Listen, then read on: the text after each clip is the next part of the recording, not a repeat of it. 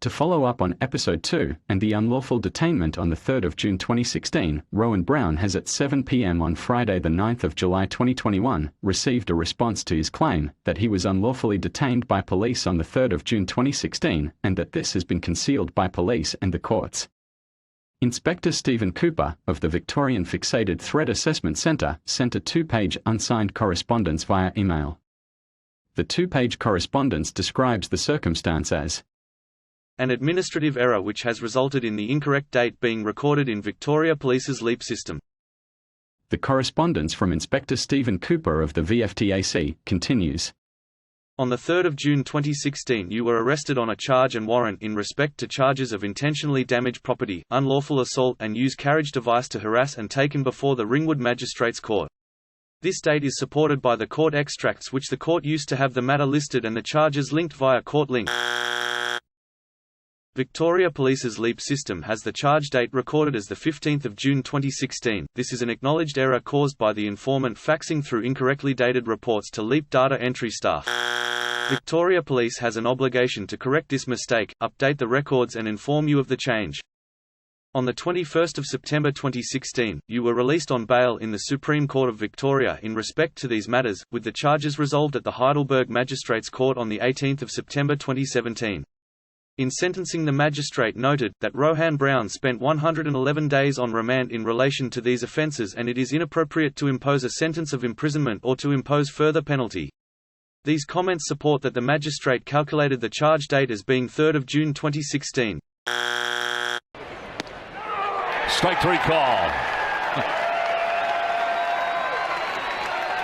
It is further acknowledged that Victoria Police has used 15 June 2016 in a number of subsequent documents, including the Supreme Court affidavit prepared for bail application heard on 21 September 2016.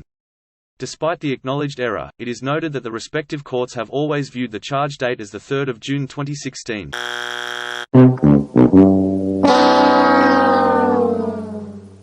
You lose. So, there you have it. After Rowan has been emailing the Victorian Fixated Threat Assessment Centre for over 2 years, asking for evidence that the 3rd of June 2016 was a lawful arrest, Inspector Stephen Cooper has apparently been the first one to find that there was an administrative error. That hardly seems likely, when in the time since, 4 further detectives have charged Rowan with offences whereby the record of interview and evidence associated clearly includes claims by Rowan that he had been unlawfully detained, charged on 15 June 2016, locked up 12 days earlier, on 3 June 2016. So not only is that circumstance unlikely, but Inspector Stephen Cooper has also in his correspondence proven the saying, that to hide a lie, 1,000 lies are needed. You see, if the courts had always considered the charges to be dated 3rd of June, how did they get a warrant dated 27th of May, 7 days earlier, without the charges attached, according to Section 13 of the Criminal Procedure Act, 2009? To paragraph 4, page 1 of the correspondence by Inspector Stephen Cooper, and this. I have taken the opportunity to amend the LEAP record which now correctly records the charge date to be 3 June 2016 and a copy is attached for your records. The narrative supporting this entry notes that originally the date was recorded as 15 June 2016. This is to ensure transparency is provided in respect to the change and why it was undertaken. I have also attached certified extracts from the Ringwood Magistrates Court from 3 June 2016, relating to the arrest on that date, for your records. If you have any concerns or follow-up questions, please ask in a respectful manner and I will seek to address where able and provide a written response.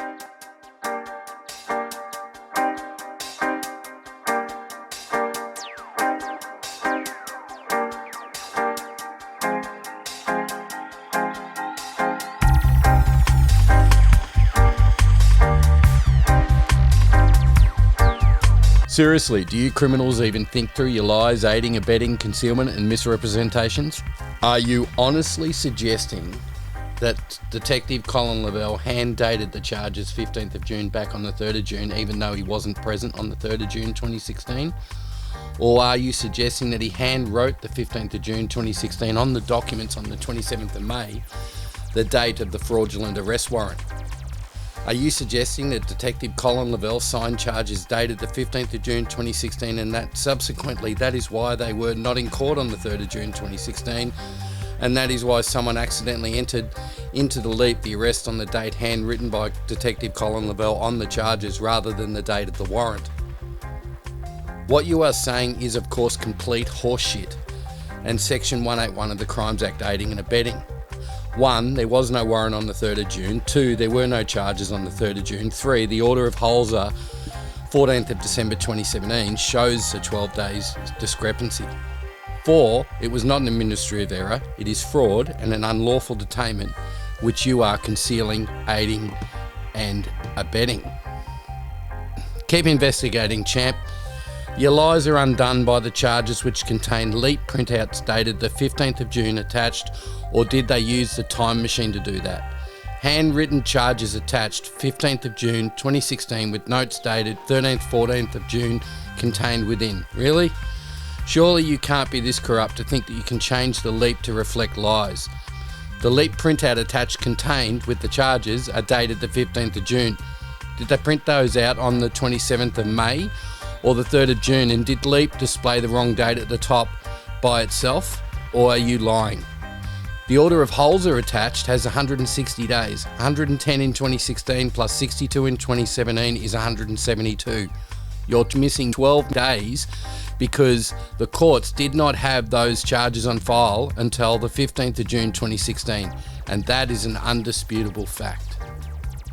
I note that your correspondence, whilst flawed in logic, has incriminated the creators of the fraudulent arrest warrant dated the 27th of May 2016. You can't have it both ways, and you can't keep reverse engineering your position to support your lies. The 3rd of June 2016 was not a lawful arrest, no matter how your gang attempt to spin it. And we haven't even begun to discuss the bootlicker John Sylvester article, the incitement and the misrepresentation of the unlawful detainment at Parliament House on the 9th of August 2020.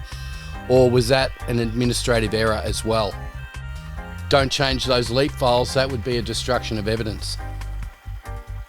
Further, the so-called certified extracts of orders in case number G11505381 are not certified or signed.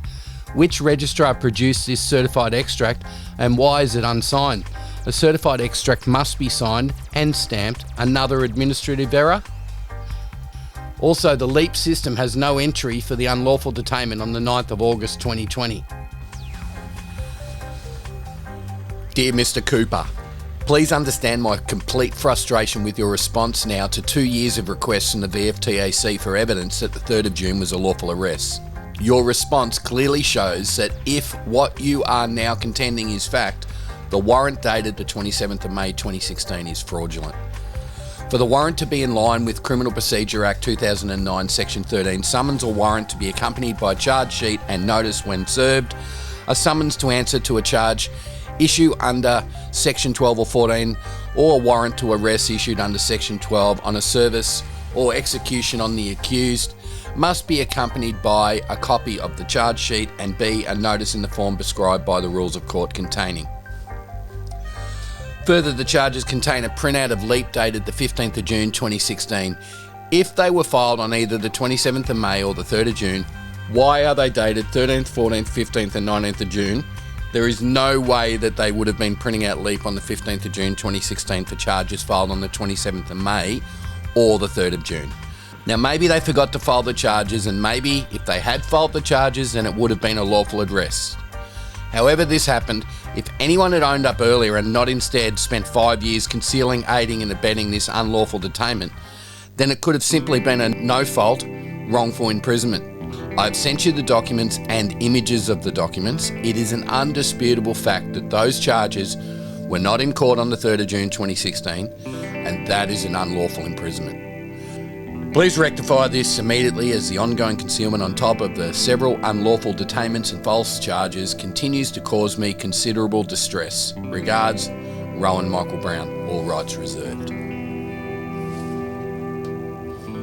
Dear Mr. Cooper, obviously my response to your correspondence yesterday was reactionary, not responsive. However, I should be happy with your response because based on that response, at very least, the warrant dated 27th of May 2016 is fraudulent, and as such, Registrar David Howard and Magistrate R. Moore of the Heidelberg Court must be investigated and someone must be charged for that fraud. They are the ones who came up with that perversion long after I was released from the Supreme Court on the 21st of September 2016.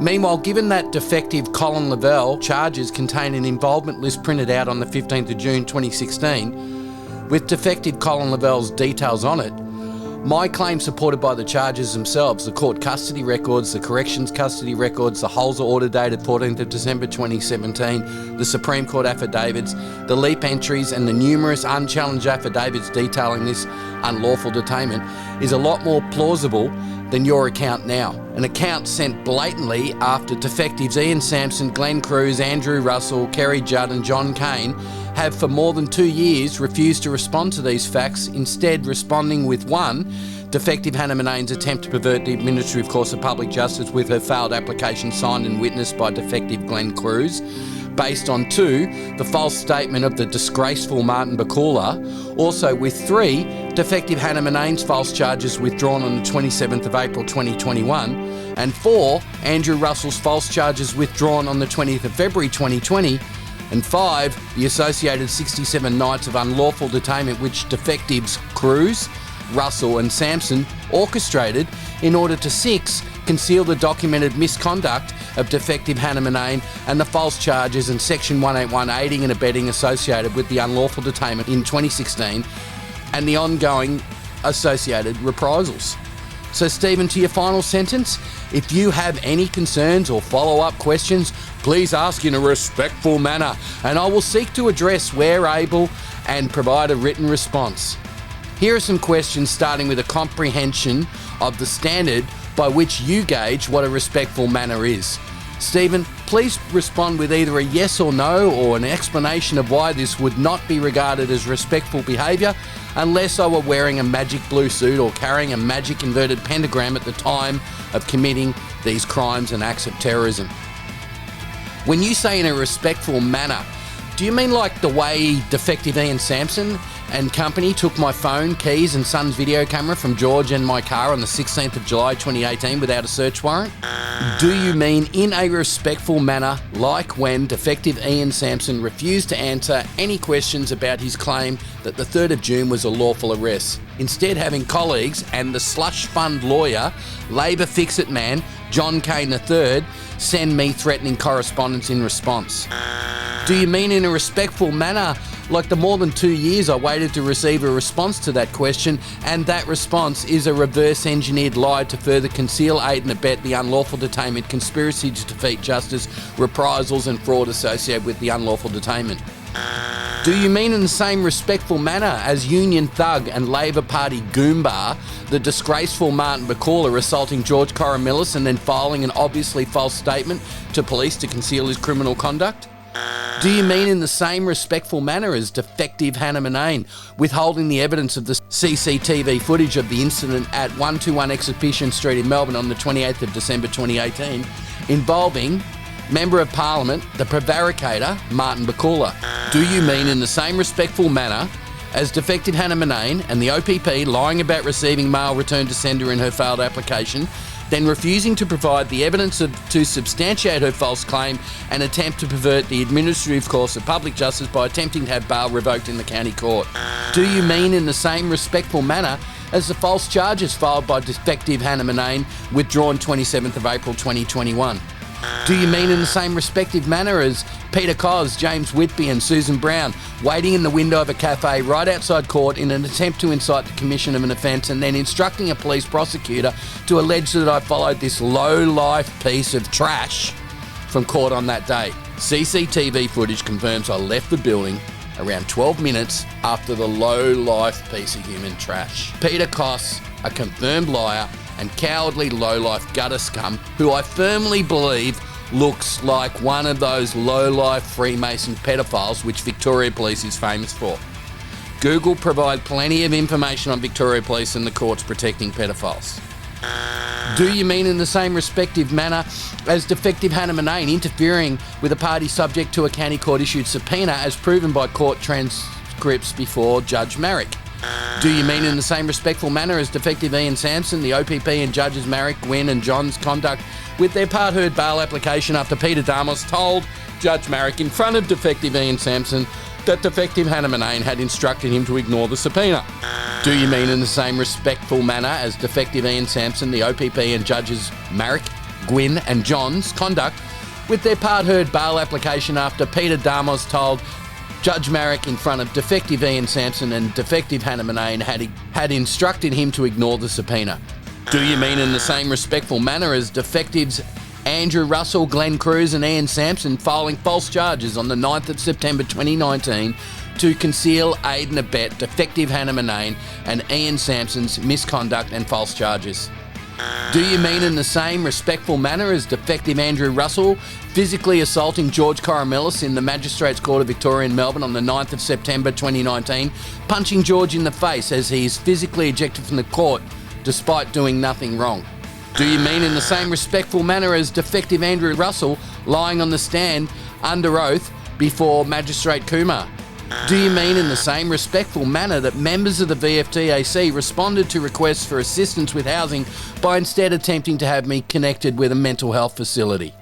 Or do you mean in the same respectful manner as Dunstable Ryan Jeffrey Pitts grabbing me by my throat on the 27th of July 2012, slamming me against my car and then falsely charging me with 2 times assault police, 1 times hinder police and 1 times obscene language? Charges dismissed on the merits of my self-represented case, inclusive of evidence that Dunstable Pitts lied. Or do you mean in the same respectful manner as the several Dunstables and Sergeant Nick Constantinitis who lied in support of Dunstable Ryan Jeffrey Pitts' false charges? Or do you mean in the same respectful manner as child killer Sergeant Colin Dodds entering my home at 1:36am on the 3rd of April 2013 with 6 thug cops and an attack dog terrorising my fiancée and young children to serve a personal safety protection order in his aiding and abetting of the false charges filed by the cowardly Dunstable Ryan Jeffrey Pitts? Or do you mean in the same respectful manner as Sergeant William Holmes concealing, aiding and abetting the misconduct of cowardly child killer Sergeant Colin Dodds and the cowardly Dunstable Ryan Jeffrey Pitts? Or do you mean in the same respectful manner as Defective Andrew Beams, who in late 2014 choked me out in the street in Heidelberg before kidnapping me and holding me without charge for several hours in the Heidelberg police station? Or do you mean in the same respectful manner as the PSC who dutifully conceal, aid and abet the criminal misconduct of your fellow cowardly gang members? Or do you mean in the same respectful manner as Inspector Sean Wood of the PSC who unlawfully detained me and then instructed Sergeant Darren Barnard to apply false charges of drive while suspended, forcing me to court on numerous occasions before those charges were dismissed on the merits of my self-represented case? Or do you mean in the same respectful manner as low-life pissant Mark Sontag who physically assaulted me twice in 2017, lying about this fact? Or do you mean in the same respectful manner as Defective Sachin J. Wikrami didn't gain the CCTV footage of the assaults and instead conspired with Victoria Police Legal Aid to gain a plea by refusing any appearance in court for over 2 months? Or do you mean in the same respectful manner as the 15 or so cowardly terrorist lowlifes who unlawfully detained me on the grounds at Parliament of Victoria on the 9th of September 2020? Or do you mean in the same respectful manner as the cover-up, aiding and abetting of this unlawful detainment by the PSC in the form of Andrew Falconer and lowlife Brett Cahan? There are more circumstances and I could go on. However, this will be a good starting point upon which I can adjust my behaviour and begin to act in the kind of respectful manner which you and your gang recognise. Although I suspect that if I did anything like the conduct of your colleagues and fellow gang members' list of cowardly acts of terrorism, I would be charged for such a respectful manner. There are a few lawyers who screwed my son and I in family court. Perhaps I should go and get a few friends, equip myself with pepper spray, a baton, an unlicensed sidearm, and then go and apply some of this respectful behaviour so I can exist as a good upstanding member of society as those in this list of respectful acts contained within. Regards, Rowan Michael Brown, all rights reserved. I must say in a reasonable manner that you have provided me with quite a bit of material for my next documentary. Your correspondence incriminates you.